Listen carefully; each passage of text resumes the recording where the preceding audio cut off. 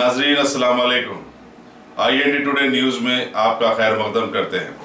आइए देखते हैं ये तफसीलात। रियासती गवर्नर ESL नरसिम्हन ने आज अपनी अहलिया विमला नरसिम्हन और चंद रिश्तेदारों के हमरा पुराने शहर का दौरा किया। उन्होंने चारमीनार का मुशाहिदा किया और उसके फन तामीर को देखकर दंग रह गए। 400 साल कदीम चारमीनार को रोजाना हजारों अफराद सेहत के लिए आते हैं। रियासत के पहले शहरी ने बाद चारमीनार से मुतसिल भाग्य लक्ष्मी मंदिर में भी हाजिरी दी और फिर आलमी शोहरत याफ्ता लाड़ा बाजार भी गए और चूड़ियों की दुकानात पर कुछ वक्त गुजारा और फिर चाय नोशी भी की। इस मौके पर पुलिस के आलादार भी मौजूद थे।